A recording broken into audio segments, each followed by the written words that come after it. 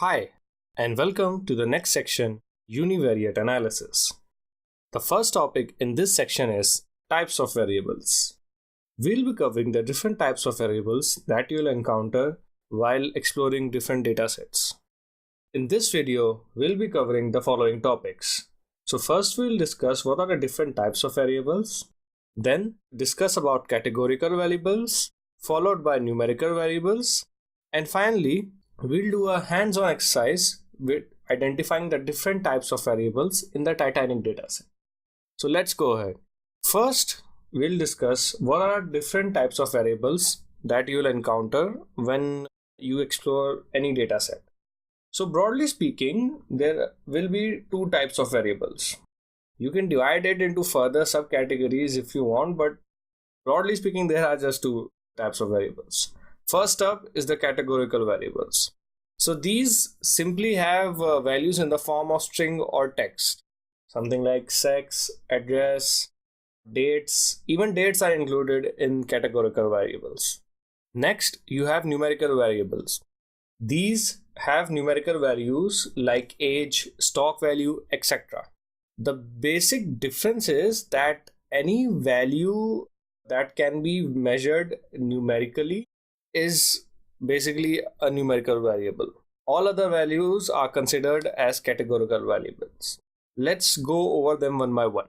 First, we'll discuss what are categorical variables. Categorical variables are basically any variable which have string or text in the form of their values that they contain. Now, they can be again further divided into two parts. First, we have nominal variables. So nominal categorical variables are those values which have no order amongst them. That is, even if you want, you cannot say that one value is greater than the other, or you cannot even basically arrange them in any order with respect to one another. For example, sex. You cannot say male is greater than female, or male should come before female, or even in case of weather or country. So if you sort it by country, you cannot say any country should come before another, except when you are obviously sorting by alphabetical order or any other parameter. Next up, we have ordinal variables. So ordinal categorical variables are those variables that can be arranged in some order with respect to one another. For example, suppose you achieve a rank in your class. Say it's first, second, third, fourth, fifth. Now first is greater than second. Similarly, second is greater than third. So you are able to arrange those values in some order. Or say education level. So post-graduation, graduation, PhD, things like that, high school. So you can arrange them in some order. High school is less than graduation, which in turn is less than post-graduation, and so on. So you have some order with respect to the values that they have. So you will need to identify based on the different data. So there is no hard and fast rule. You need to identify the different values that are in the categorical variables and what information do they convey. Once we do the hands-on exercises, this will become more clear. Next up, we have numerical variables. Like I said, numerical variables contain values that can be measured numerically. These can be further divided into two types. First up is the continuous variable. Simply put, these have infinite values. There is no limit to the amount of values or different types of values these can contain, like height, weight, age, etc. For example, even in case of height, you can start from 100 centimeter and go to say 250 centimeter, not 250, around 180 centimeter and so on and so forth. But what you need to understand is there are infinite values between 100 and 180 centimeter, like 180.5, 160, 160.52. So there is no limit to the exact number of values. Even if you want to count the unique values in height, it's not possible. Next up, we have discrete variables. These have finite values. For example, number of gold medals won by an athlete. Now this is going to be in any case finite number of values. There is no way that someone will win basically like 26.7 medals or so on. There will be some finite set of some minimum value and some maximum value, and all the values will lie, and you will know the exact number of values that will be in between. In this case, for example, if the minimum medals is 0 and the maximum is 26, so you know that the values will be 0, 1, 2, 3, 4, 5, 6 till 26. There will be no other value besides these 27 values. Okay, so let's move on to an hands-on exercise to make it more clear. Okay, so for identifying the types of variables, we'll use the most commonly used dataset, which is the Titanic dataset. So you can download it from this link here. So this dataset basically contains information regarding the various passengers on the Titanic.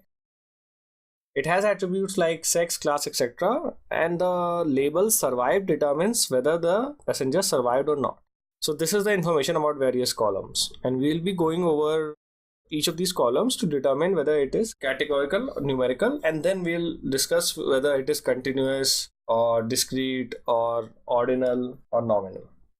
First, we load the dataset, and so I've used pandas.head. Okay, so we have survived P class.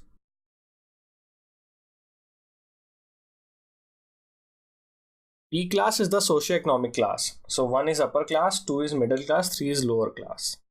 Survived is 0, 1, so 0 means no, 1 means yes.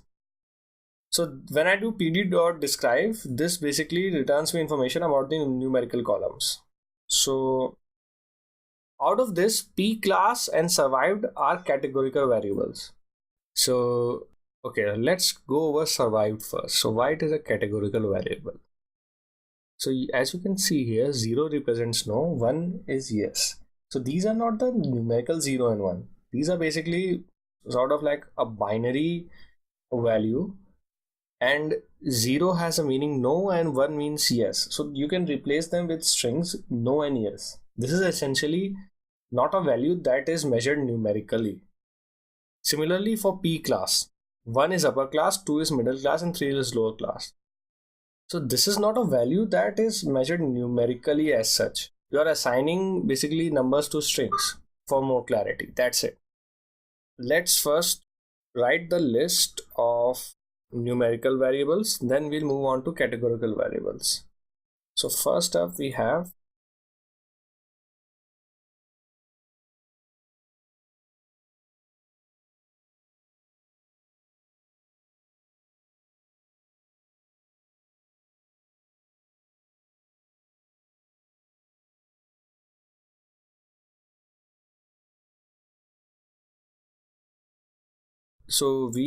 numerical variables in the form of age, then number of siblings and spouses, and number of parents and children.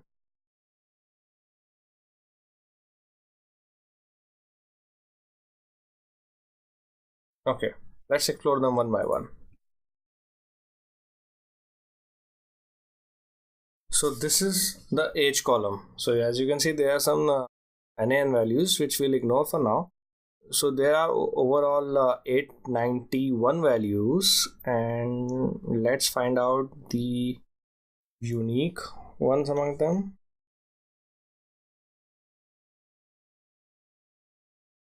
So as you can see, there are so many unique values. Now what I'm trying to show you here is age here is a continuous variable. It does not make sense to use unique on the age.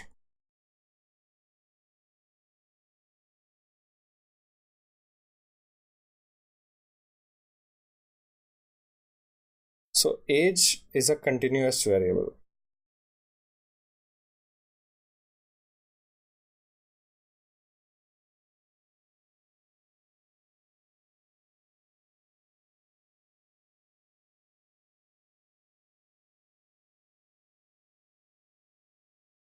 Similarly, fair will also have the same type of structure.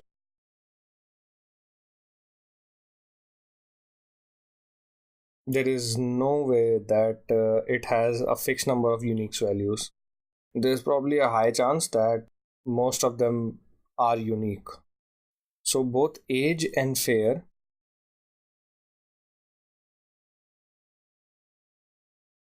now let's come to So this has values 0, 1, 3, 4, 8, and so on. Let's count the unique ones. So you have 1, 0, 3, 4, 2, 5, and 8. So there's a finite set of values that this column can contain. Similarly, the number of parents that passenger can have on board, parents and children, is also finite.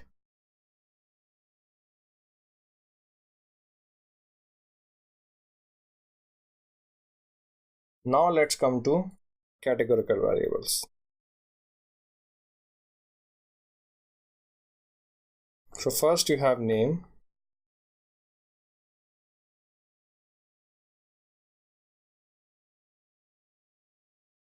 Then you have survived, P-class, embarked. Okay, what was cabin? Let's just check for a minute. Okay, so this is also categorical variable.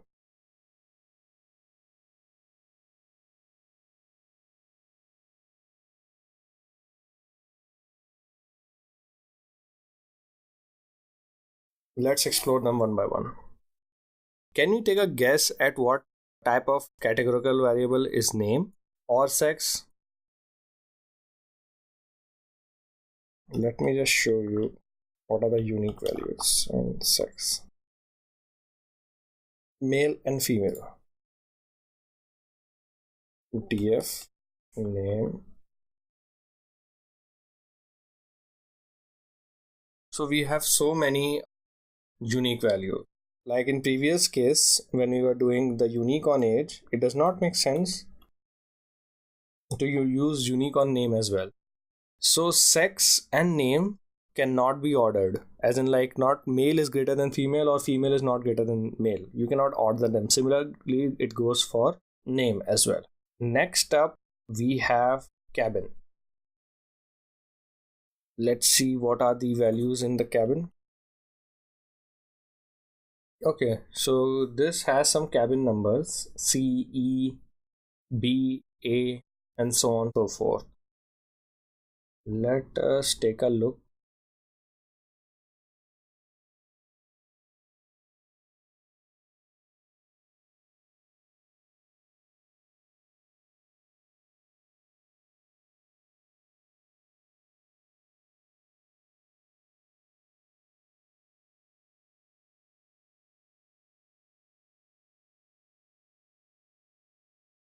My point here is that you cannot simply understand whether this is ordinal or nominal simply by looking at the cabin column. So you need to do some analysis, which we'll do as later on, but not right now.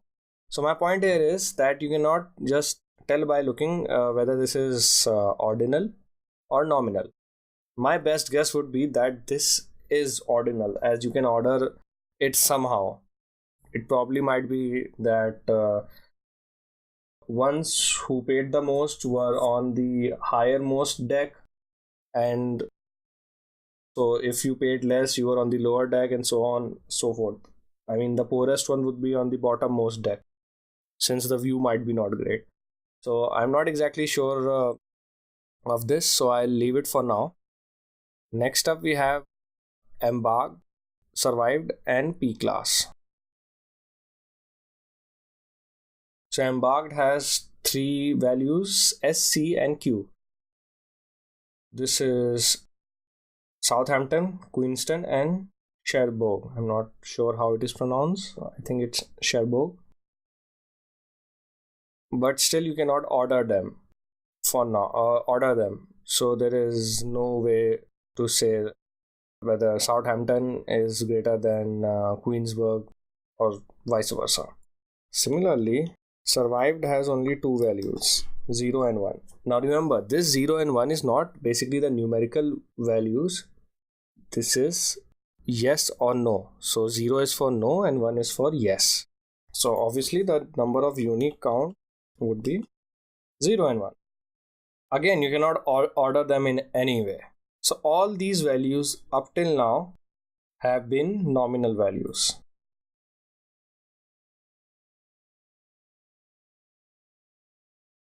except for cabin. I'm not exactly sure where to put cabin. You cannot just say by looking at the cabin variable whether it is nominal or ordinal. My best guess, it is ordinal, but we cannot say that for sure. Next up, we have P class. Now, this is an ordinal variable.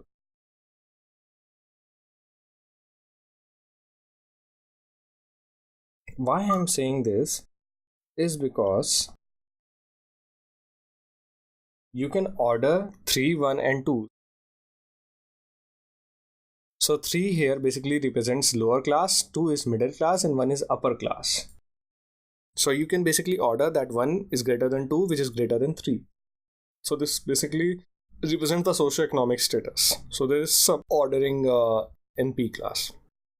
Now, from a brief look at the dataset, I can see that this might not always be true. So let me just... Okay, so wherever there is basically a P class of 3, you do not have a cabin number associated with it. Yeah, but most of them don't have any cabin numbers. Okay, so that's about it. You got an idea about how to identify columns based on the data that they contain. So you got to look into how different variables can be categorized into whether they are categorical or numerical, and further whether they are continuous, discrete, or nominal and ordinal. Let's get back to the presentation. So a quick recap of what we have learned. There are generally 2 types of variables, categorical and numerical variables. Ordinal variables have some order amongst them, while nominal variables do not. These are both different types of categorical variables. And discrete variables contain finite values, while continuous variables contain infinite values. These are different types of numerical variables.